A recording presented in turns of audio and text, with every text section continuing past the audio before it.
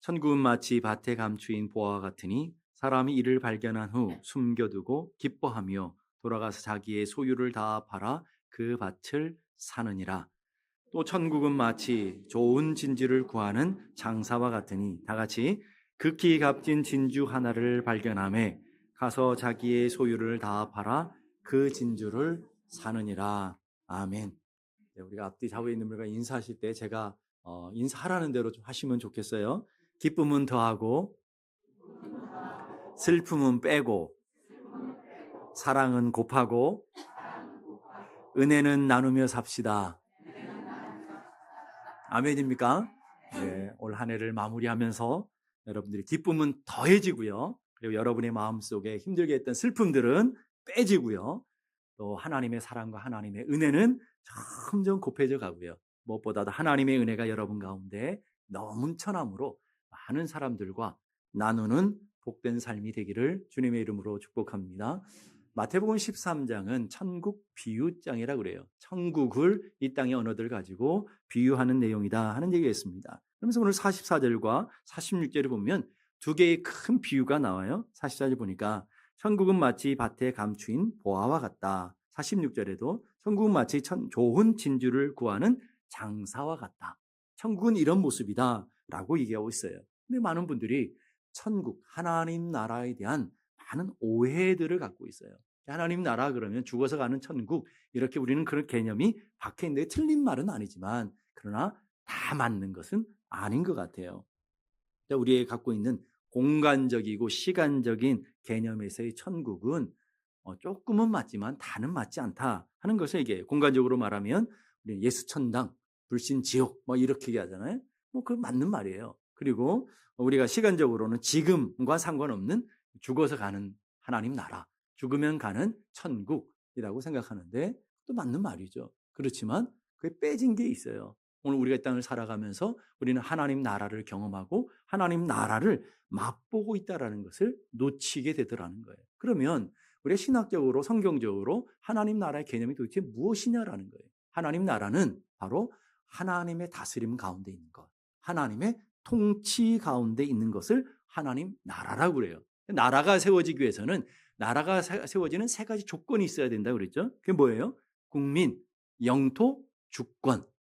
나라의 백성들이 있어야 돼요. 그리고 그 나라를 다스리는 통치의 주권이 있어야 되는 것이죠. 그리고 살아가는 땅이 있어야, 이게 바로 국가가 세워지는 3요소라고 그래요. 하나님 나라도 마찬가지였어요. 하나님께서 인간을 창조하시고 하나님의 백성으로 만드셨어요. 이게 아담이에요. 하나님의 백성들이 있어야 되는 아담. 그리고 그 아담을 두신 곳이 에덴이었어요. 하나님이 다스리는 땅, 하나님의 백성들이 살아가는 땅. 그리고 통치, 하나님이 다스림, 하나님의 통치를 받고 살아가는 그곳, 그것이 에덴, 하나님 나라의 모형이었다 이 말이에요. 우리 앞으로 살아갈 하나님 나라의 모형이 바로 에덴이었다 이 말이에요. 근데 그 에덴을, 그 하나님께서 그 백성들을 어떻게 다스리셨어요? 하나님 직접 나타나서 다스리는 게 아니고 말씀으로 다스리셨어요. 말씀의 통치를 받고 살아가는. 그래서 말씀을 잘 따를 때 하나님 백성이 되어지는 거고, 말씀을 거역할 때 하나님 백성의 자세를 잃어버리게 되는 것을 보게 됩니다. 그래서 아담이 하나님의 통치를 거부하잖아요. 하나님의 선악과를 따먹지 말라고 하시는 하나님의 명령을 거부해버려요. 그리고 마귀의 이야기를 듣죠. 하나님의 통치를 따르지 않겠다고 얘기하는 거죠. 그랬더니 하나님 어떻게 해요? 그 아담을, 너는 하나님 백성이 아니야, 그래서 에덴에 살 수 없어라고 해서 그 아담을 쫓아버려야 된단 말이에요. 에덴에서부터 쫓아내버려요. 그게 바로 하나님 나라를 잃어버린 인간의 모습을 그림으로 보여주는 거예요. 하나님의 백성들이 하나님 나라를 잃어버리게 되었어요. 그 잃어버린 하나님 나라, 이 하나님 나라를 상실해버린 이 땅에 예수 그리스도께서 오셨어요. 하나님 그분이 인간의 몸을 입고 이 땅에 오시고는 선포하셔요. 하나님 나라가 왔다. 하나님 나라를 누려라. 너희들에게 하나님 나라가 이미 왔다라고 선포하고 있으면서 회개하는 자들, 회개가 뭐죠? 주인을 바꾸는 거잖아요.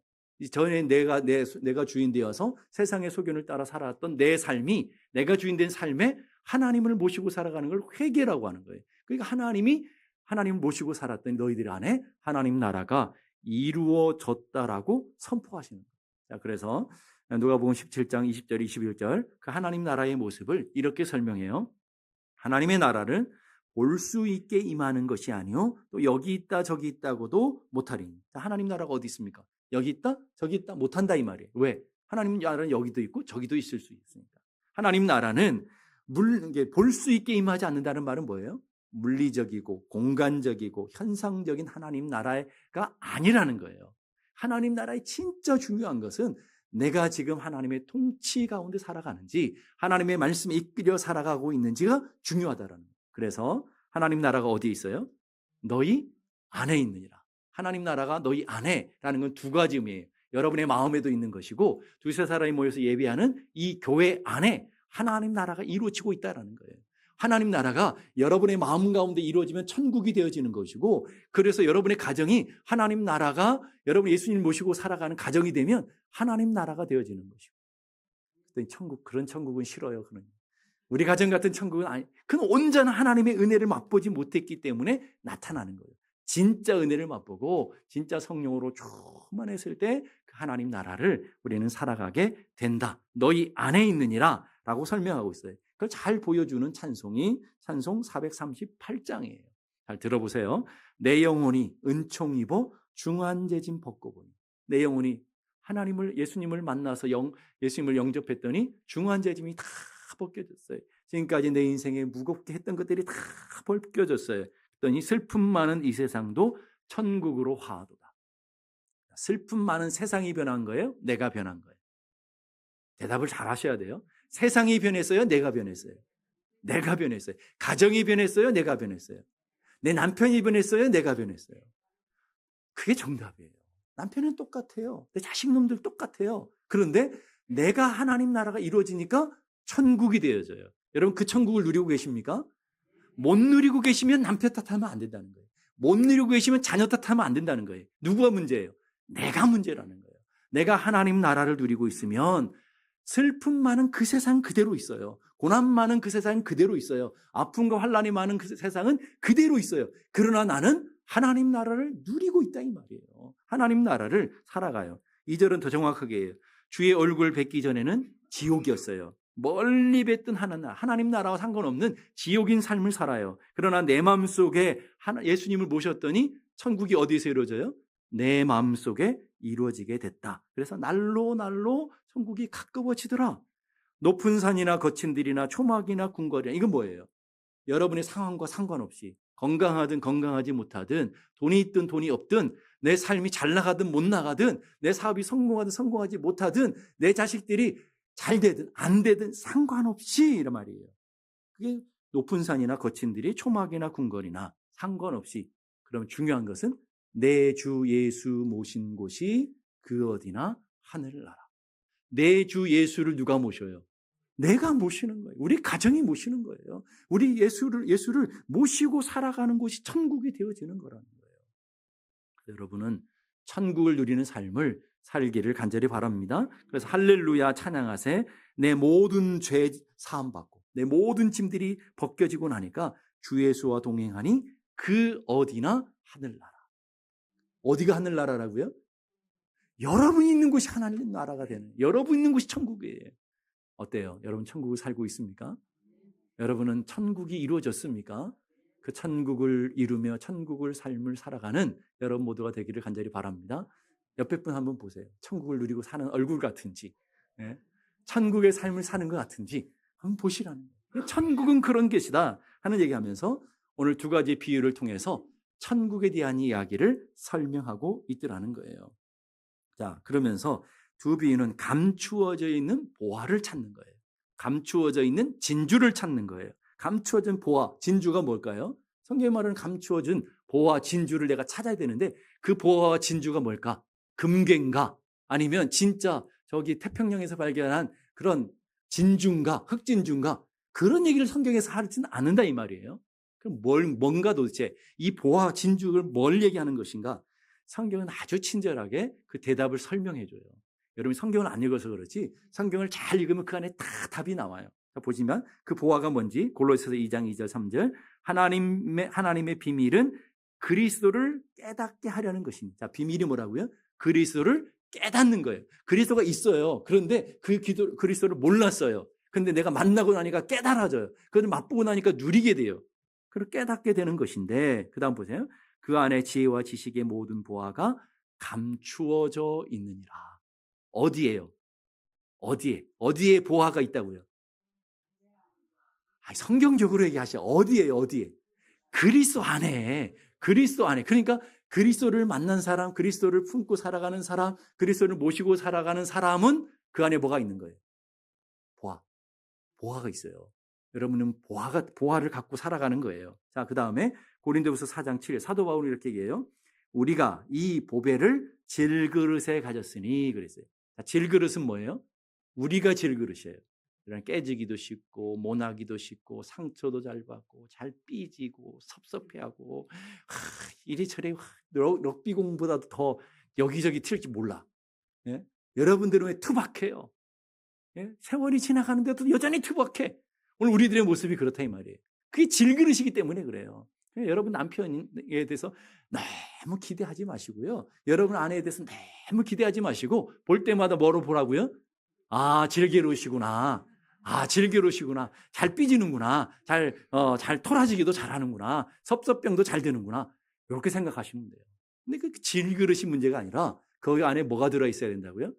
보화가 들어있어요. 보화가 누구예요? 예수 그리스도. 그게 보화다. 자, 우리 한번 따라합시다. 예수님이 보화다.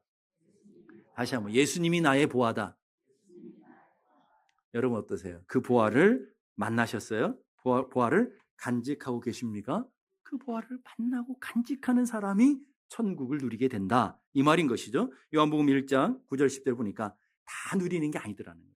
참빛, 세상에 와서 각 사람이 비치는 빛, 그 빛은 예수 그리스도를 얘기하는 것이고 그 보화는 예수 그리스도를 얘기한다고 그랬잖아요. 그가 세상에 계셨으나 세상은 그로 말미암아 진바되었으되 세상이 하나님으로 만들며 지었는데도 그 중요한 것은 세상이 그를 알지 못하였고 세상이 그 예수를 알아보지 못해요. 오늘날 교회를 열심히 다니는 사람도 그 예수를 만나지 못한 사람이 얼마나 많은지 몰라요. 그 보화를 아직도 발견하지 못하는 분들이 얼마나 많은지 몰라요. 이게 문제예요. 교회 오면 다 만나야 되는데 만나지 못한 사람들이 있다라는 거예요. 오늘 제가 얘기하는 이야기들은 여러분이 경험하지 못하고 맛보지 못하면 뭔 소리 하는지 이론적으로 논리적으로 이해 못하는 분들이 많으실 거예요. 왜냐하면 그거는 이론적으로 논리적으로 설명한다고 해서 되어지는 게 아닌 영역이기 때문에 여러분이 직접 맛보고 하나님의 선하심을 맛보고 하나님 나라를 누리고 있는 사람은 제가 얘기하는 게 딱 눈빛으로 눈이 착반짝반짝 거려가지고 다 알게 됩니다. 그렇게 될 줄로 믿습니다. 근데 보니까 예수님이 왔는데 못 알아봐요. 평생 성경을 연구했더니 성경을 연구하는 신학자들, 학자들도 몰라요. 평생 매일매일 성전에서 예배하는 제사장들도 몰라요. 그래서 예수님 십자가 못 박아 죽여버리잖아요. 예수님을 왔는데도 모른다 이 말이에요. 근데 그 예수를 만난 사람들, 그 예수님을 발견한 사람들이 있었다는 거예요. 그게 누구죠? 제자들. 제자들이 예수님을 만나고 제자들이 그것을 누리게 되더라는 거예요. 그걸 잘 보여주는 게 마태복음 13장 11절이에요. 마태복음 13장 11절 다 같이 한번 읽어보십시다. 시작. 천국의 비밀을 아는 것이 너희에게는 허락되었으나 그들에게는 아니 되었나니. 천국의 비밀이 있어요. 그 비밀을 다른 말로 보화라고 바꿀 수 있어요. 천국의 보화가 있어요, 없어요? 있어요. 없는 게 아니라 여러분 가운데, 이 예배 가운데 있단 말이에요. 있는데 다 허락되는 게 아니라, 다 하는 게 아니라 너희에게는 허락되었고 그들에게는 아니 되었다. 이 말은 뭐예요? 아는 사람이 있고 만나는 사람이 있고 만나지 못하는 사람들이 있더라 하는 거예요. 그러면 너희가 누구죠? 예수님의 제자들, 예수님을 따라가는 너희들에게는 알되 그들, 바리새인들, 서기관들, 제사장들, 그렇지만 그들에게는 숨겨져 있는 것들이더라 하는 얘기를 하고 있는 것이죠. 아주 오래전에 영국이 아프리카를 점령하기 위해서 아프리카에 많은 식민지를 개척할 시대가 있었어요. 영국 사람들이 아프리카에 가보니까 깜짝 놀랄 일이 있는 거예요. 사람들이 공기를 하는데 다이아몬드 갖고 공기를 하는 거예요. 돌판 매질을 하는데 다이아몬드를 막 던지면 돌판 매질을 하는 거예요. 영국 사람이 기겁하는 거예요. 저거 다 황금보다 더 비싼 다이아몬드인데. 그래서 이 영국 사람들이 한 게 사탕 몇 개 주고 가서 사오는 거예요. 네? 초콜릿 몇 개 주고 이 큰 다이아몬드를 가져오는 거예요. 이게 얼마나 놀라운 일이냐 말이에요. 우리가 그때 갔었어야 되는데 말이죠. 네? 그랬으면 여러분 다이아몬드, 금보기를 다이아몬드처럼 봐버리는 그 사람들. 여러분 오늘 우리는 안 그렇거든요. 돼지에게 진주를 주면 어떻게 할까요? 돼지가 좋아할까요? 전혀 안 좋아해요. 한번 그 씹어보다가 뭐 이딴 거 줬어 하고 주인을 째려볼 거라고요. 근데 썩은 밥 한 공기 주면 좋아할 거라고요. 냄새 나도 우리 못 먹는 냄새 나는 썩은 밥 한 공기 줘도 진주보다 더 좋아한다 이 말이에요. 오늘 교회 안에서 이런 분들이 얼마나 많습니까? 예수 그리스도가 보배신데 보배보다 이 세상에서 돈 잘 벌고 이 세상에서 건강하고 이 세상에서 잘 나가고 이 세상에 사업 성공하고 이런 썩은 양식 위에서 살아가는 사람들이 얼마나 많으냐. 진짜 생명의 양식인 진짜 보화는 쳐다보지도 않냐고 예수 그리스도의 은혜를 쳐다보지도 않고 썩은 냄새 나는 밥 한 덩어리 같이 돼지처럼 말이에요. 교회 안에서도 썩는 양식 구하며 살아가는 사람들이 얼마나 많으냐. 송명희 시인이 이런 얘기했어요. 사람들 그 이름 건축자의 버린 돌처럼 버렸지만 건축자들이 돌을 보니까 쓸데없다 하고 버렸다 이 말이에요. 근데 하나님 그것을 모퉁이 돌로 삼으셨다고 그러잖아요. 그 얘기를 하는 거예요.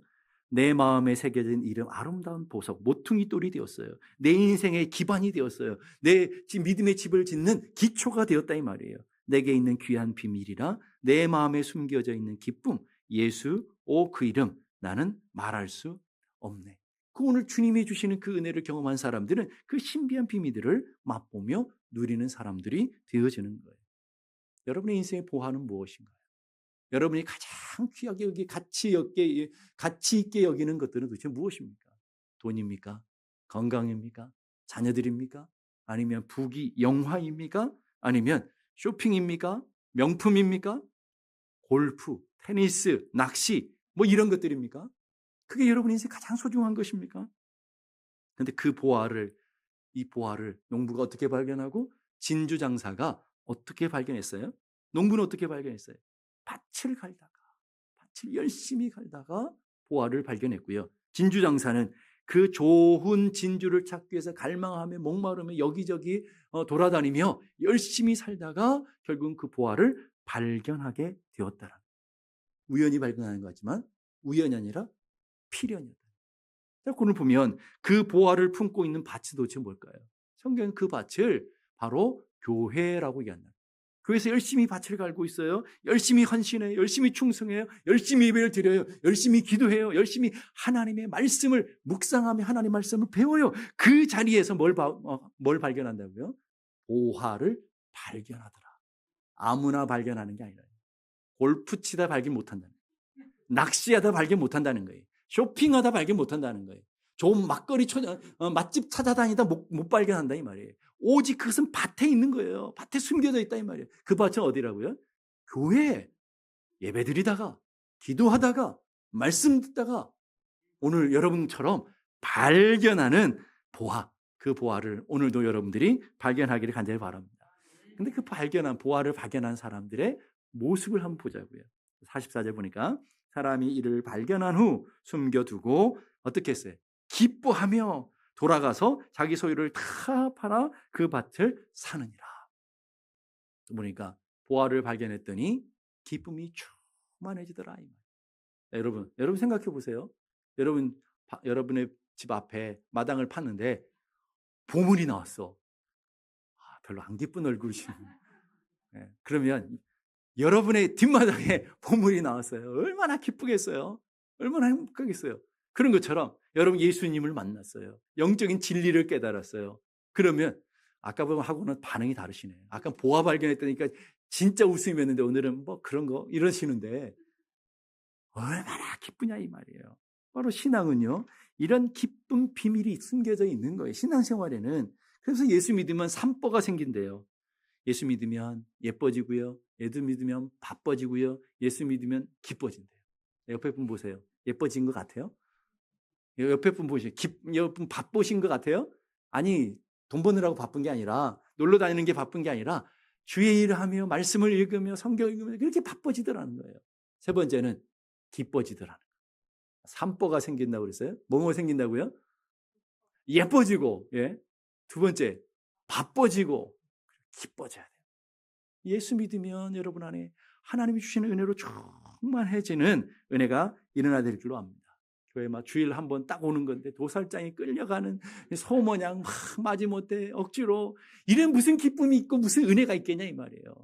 주일이 기다려지고 토요일부터 막 내일 빨리 일어나 빨리 새벽에 가야 될 텐데 그런 마음으로 기다려지고 막 예배가 기다려지고 막 사모해지고 언제 성경 공부가 막 기다려지고 남의 교회 이야기처럼 들으시는데 여러분이 그러셔야 되는 거예요. 막 새벽 기도가 기다려지고 막 예배 시간이 기다려지고 은혜 시간이 기다려지는 이런 사람들에게 놀라운 영적인 은혜가 있어지는 거 아니냐라는 거예요. 요한복음 15장 11절 보니까 내가 이것을 너희에게 이름은 내 기쁨이 너희 안에 있어 너희 기쁨을 어떻게 하라고요? 충만하게 하래요. 충만이 뭐예요? 넘쳐나도록 하기 위해서 주님이 주시는 거라는 거예요. 또는 예수 그리스도를 만나면 이런 놀라운 기쁨과 감격이 있는 거예요. 신앙생활은 짐이 아니에요. 여러분 헌신하고 충성하는 건 짐이 아니는 거예요. 교회가 좋아요. 좋으십니까? 교회가 좋아야 돼요. 저는 교회가 얼마나 좋은지 몰라요. 저는 여러분이 얼마나 좋은지 믿거나 말거나 여러분이 얼마나 좋은지 몰라요. 막 기다려져요. 막 안 오면 왜 안 오지? 뭐 우리 설교하면서 오늘 안 오시는 분들 왜 안 오지? 그러시면 좋아야 돼요. 그 주일이 기다려져야 돼요. 예배하는 것이 막 기대가 돼야 돼요. 기도하는 것이 행복해야 돼요. 막 1시간, 막 시간 보면서 5분밖에 안 가는 이 기도하는 사람들의 모습이 아니에요. 진짜 기도가 행복한 사람들은요, 1시간 후딱 가는 거예요. 오늘 막 예배 시간을 보면서 언제 끝나냐, 언제 밥 빨리 먹어야 되는데 배고픈데 이러면 이게 예배가 안 되는 거예요. 뭐 예배가 왜 이렇게 짧은지 여러분들처럼 목사님 오늘 왜 예배가 이렇게 짧은 거예요? 막 설교 시간이 왜 이렇게 짧은 거예요? 막 설교 시간을 막 더 늘려주세요. 그런 분들은 아직 없지만, 막 그렇게 돼야 되는 거 아니냐 이 말이에요. 목사님 설교 시간이 막 기대가 돼서 막 언제 시간 간지 모르게 가버렸습니다. 그래야 되는데 안 그렇다라는 거예요. 로마서 14장 17절 보니까 하나님 나라는 이렇다 그래요. 하나님 나라는 먹는 것과 마시는 것 아니다. 물리적인 것이 아니, 육체적인 것이 아니라는 거예요. 뭐 우리는 그런 거 좋아하잖아요. 먹고 마시는 거 얼마나 좋아합니까? 하나님 나라는 그렇게 물리적 육체적인 것이 아니라는 거예요. 하나님 나라는 성령 안에 있는데 하나님 나라가 이루어지면 세 가지가 이루어진다는 거예요. 이 성경에는 단어들이 순서가 굉장히 중요합니다. 성경 읽을 때 그걸 잘 읽으셔야 돼요. 첫 번째 단어가 뭐예요? 의로움. 하나님의 성령이 우리 안에 오면 무너졌던 하나님과 우리의 관계가 회복이 돼요. 깨어졌던 중간에 무너진 것들이 회복이 돼서 하나가 되어지는 걸 의로움이라고 하는 거예요. 윤리적이고 도덕적인 게 아니에요. 하나님과 하나 되어지고 회복된 것을 의로움이라고 해요. 자, 그러면 하나님과 원수되었다가 하나님의 자녀가 되어 의로움이 되었어요. 의로운 하나님의 백성들에게 나타난 두 가지 현상이 있어요. 하나는 내적인 것, 하나는 외적인 것. 내적인 현상, 평안이 생겨요. 자, 오늘 여러분들을 한번 점검해 보셔야 돼요. 엑스레이를 딱 찍고 내 안에 하나님의 평강이 주장하고 있는지, 하나님 평안이 나를 붙들고 있는지, 그렇다면 하나님 나라를 누린 사람은 맞아요. 두 번째는 그 평안하고 하나님의 주시는 은혜로 행복하니까 겉으로 뭐가 나와요? 기쁨이 나와요. 예수 믿으면서 기쁨이 없는 거 문제가 심각한 거예요. 예수 믿으면서 초상집 가는 것처럼 교회 오면 안 되는 거예요, 여러분. 예수 믿으면서 행복해야 돼요. 예수 믿는 사람은 기쁨이 넘쳐야 돼요. 기쁨이 넘치기를 바랍니다. 기쁨이 충만한다 그랬잖아요. 이 기쁨이라는 헬라어는요, 카라라는 단어예요. 히락, 여러분 아시죠? 히락, 카라라는 단어예요. 이 카라라는 단어는 어디서 왔냐면 카리스라는 은혜라는 단어에서부터 왔어요. 자, 무슨 말은 뭐예요? 은혜가 내 안에 있어야 뭐가 생겨요? 기쁨이 생겨요. 은혜가 있어야 기쁨이 생기는 거예요. 왜 내게 기쁨이 없는 거예요? 왜 내게 만족이 없는 거예요? 그러면 그건 남편의 문제, 아내의 문제, 자녀들의 문제가 아니라 누구의 문제라고요? 내 안에 의로움이 이루어지지 않았다 이 말이에요. 하나님과의 관계가 온전히 이루어지지 않았다는 거예요. 두 번째는 내 안에 하나님으로 인해 주어지는 평안이 주어지지 않았다 이 말이에요. 불안하고 가슴이 막 떨리고 불안하고 이건 하나님 주신 평안이 아니잖아요. 평강이 주어지는 평강이. 갈라디아에서 보게 되면 성령의 9가지 열매가 있어요. 갈라디아서에는 성령의 열매가 나와요. 아시죠? 뭐 처음 들어보는 눈빛으로 성령의 9가지 열매에 보면 사랑과 희락과 화평과 이렇게 순서로 쭉 나와요. 순서가 중요하다고 그랬죠. 사랑이 내 안에 하나님의 사랑이 채워져야 뭐가 나와요? 희락, 기쁨이 나온다 이 말이에요. 다 똑같은 말이잖아요. 은혜가 채워지고 하나님의 사랑이 감격되어지고 그러면 기쁨이 이제 안에서 나오는데 기쁨이 나오는 사람들이 이렇게 찬양해요. 내게 강 같은 평화, 내게 강 같은 평화, 내게 바다 같은 사랑, 내게 바다 같은 사랑, 내게 샘솟는 기쁨. 내게 안에서부터 샘솟는 기쁨이 나와서 어떻게 해요? 넘쳐요. 넘쳐나게 된다 이 말이에요. 어떻습니까, 여러분? 여러분 안에는 강 같은 평강이, 바다 같은 사랑이 안에서 그러므로 하나님이 주신 기쁨이 넘쳐나는 그런 삶을 살아가고 있느냐라는 거예요. 오늘 그 보화를 발견하는 기쁨이 이렇게 넘쳐났어요. 그래서 그 기쁨을 주체하지 못해서 가서 한 행동이 중요해요. 가서 한 행동이 뭐냐면 두 개의 이 오늘 비유의 결론이 되어지는 핵심 단어들이 있어요. 자기 소유를 다 팔아 그 밭을 사느니라. 자기 소유를 다 팔아서 그 진주를 사느니라. 진주, 보화의 가치를 아는 사람은 가서 어떻게 한다고요? 내 것을 다 팔아서 그것을 산다. 그만큼 보화가 가치 있는 것이다. 하나님 나라가 가치 있는 것이다. 예수 그리스도가 가치 있는 것이다. 얼만큼이요? 내 것을 다 올인할 만큼. 올인할 만큼. 어떤 분은 도박하면서 올인한다면서요. 이런 거 안 돼요. 예? 내가 예수 그리스도께 올인하는 만큼 그것이 중요한 것이다라는 거예요. 그럼 왜 예수님이 이런 비유를 얘기하시냐라는 거예요.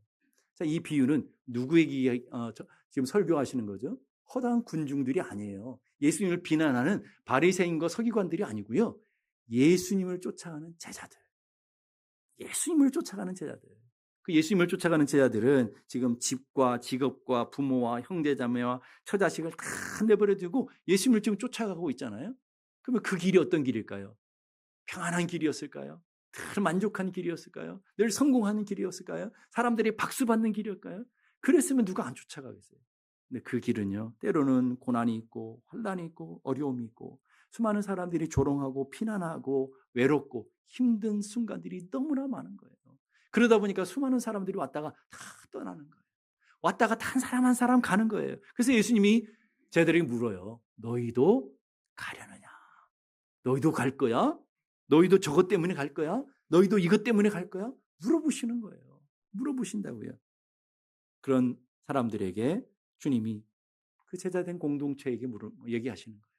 너희들 이걸 잃고 저거 잃고 다 잃어서 외롭고 힘든 길을 걸어가는데 그 힘든 길을 걸어가는 여러분의 삶 가운데 하나님께서 주시는 은혜가 너희들 잘하고 있다라는 거예요. 그래서 여러분 그 길을 가다 보면 사람들이 갖고 있는 질문이 뭐예요? 내가 예수를 믿는 게 맞는가? 내가 이 제자의 길을 가는 게 정말 맞는 것인가? 이렇게 외롭고 힘든 길을 힘들고 어려운 길을 걸어가는 게 정말 맞는 것인가 하는 질문을 갖게 되는 여자예요. 질문을 줘요. 그 질문에 대한 의아심을 갖고 있는 사람들에게 맞아. 네가 가는 길이 믿음의 길이야. 네가 가는 길이 생명의 길이야. 네가 가는 길이 좁은 길인데 오늘 이 보화를 발견하고 진주를 발견한 사람들처럼 모든 것을 갖다가 주고 그 보화를 얻는 삶이 너희들의 삶이야라고 주님이 인정해 주시는 거예요. 잘하고 있다라는 것이죠. 오늘 올 한 해 여러분들의 삶도 마찬가지일 거예요. 하나님의 교회를 섬기고 여러 가지 모양을 봉사하고 헌신하다 보면 즐겁고 행복한 일만 있었겠습니까? 그렇죠. 억울한 일도 있고 때로는 조롱받고 때로는 너만 잘났냐 그러고 때로는 답답할 때도 있고 때로는 내 마음 몰라줘 속상할 때도 있고 여러분 그게 없다고 한다고 하면 진짜 하나님 잘 섬긴 일이 아닌 거죠. 우리는 하나님 섬기다 보면 그런 일이 얼마나 많습니까? 얼마나 속상하고 억울한 일이 많습니까? 근데 하나님께서 오늘 이 말씀을 통해 뭐라고 합니까? 잘하고 있어. 보화를 발견하고 진주를 발견한 삶은 모든 것을 다 갖다 팔아서 그거 얻으려고 때로는 속상하고 때로는 조롱받아도 그 길 걸어가는 거야 라고 주님이 말씀하고 있는 것이죠. 하늘에 속한 사람이라는 유명한 책이 있어요. 그 책에 보면 위인 형제의 고백이 있는데 진실로 예수님은 우리가 알만한 가치가 있는 분이시다.